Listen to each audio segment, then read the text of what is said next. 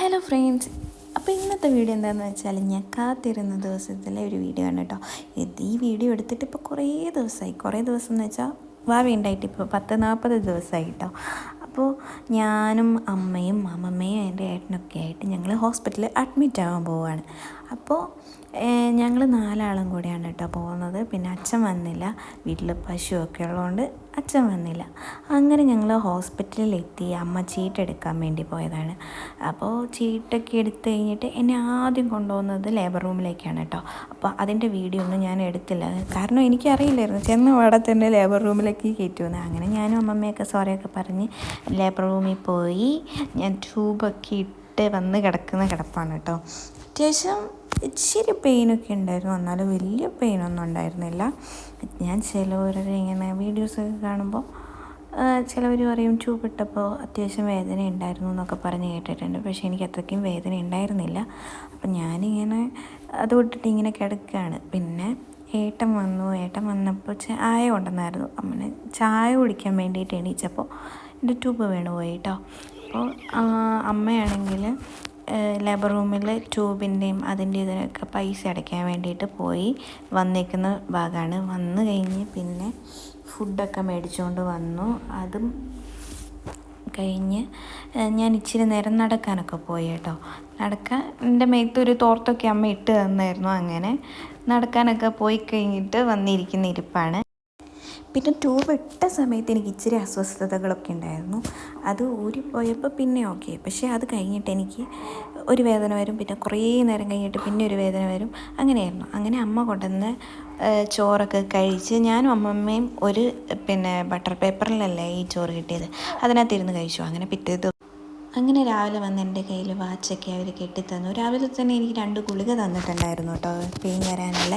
അത് കഴിച്ചപ്പോൾ മുതൽ എനിക്ക് അത്യാവശ്യം ചെറുതായിട്ട് ഇന്നലെ ഉള്ളതിനെക്കാട്ടി ഇച്ചിരി കൂടെ വേദന കൂടി ഇങ്ങനെ വരാൻ തുടങ്ങി. അങ്ങനെ രാവിലെ തന്നെ കിടക്കുകയാണ് കേട്ടോ. അങ്ങനെ അവർ എനിക്ക് 2 സൈഡിൽ മുടി കെട്ടാനുള്ള ഇങ്ങനെ ഒരു തുണിയൊക്കെ കൊണ്ടു തന്നു. അവരുടെ ഇതിനകത്തുള്ള ഒരു തുണിയൊക്കെ കൊണ്ടു തന്നു. അങ്ങനെ ലേബർ റൂമിലേക്ക് ചെല്ലാൻ പറഞ്ഞു. അങ്ങനെ ലേബർ റൂമിൽ ചെന്നിട്ട് എന്നെ പിന്നെ തിരിച്ച് വിട്ടില്ല കേട്ടോ.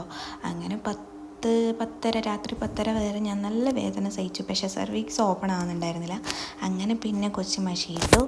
പിന്നെ പെട്ടെന്ന് തന്നെ ഓപ്പറേഷൻ നടന്നു കേട്ടോ.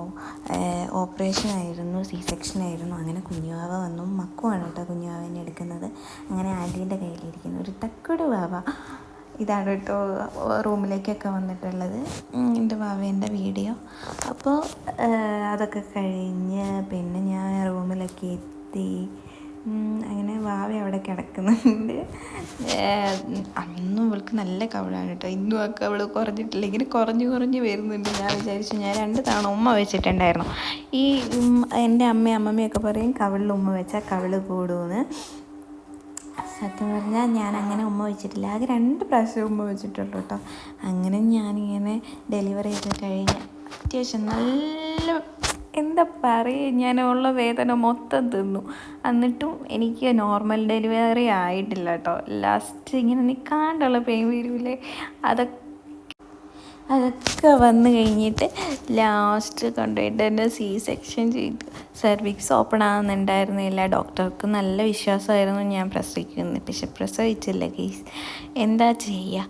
അങ്ങനെ അമ്മ വാവയൊക്കെ വന്നു. പിന്നെ എനിക്ക് നോർമൽ ഡെലിവറീൻ്റെ പെയിനും സെക്ഷൻ്റെ പെയിനും വെച്ചിട്ട് എനിക്ക് സെക്ഷന് വലിയ പെയിനായിട്ടൊന്നും തോന്നിയില്ല. കാരണം കുറേ പേരൊക്കെ പറയുന്നത് കേട്ടിട്ടുണ്ട് എണീക്കാനൊക്കെ, പിറ്റേ ദിവസം എണീച്ച് നടക്കുമ്പോഴൊക്കെ വേദനയുണ്ട്. നമുക്ക് എണീക്കാനും കിടക്കാനും ഒരാളുടെ സഹായം വേണം.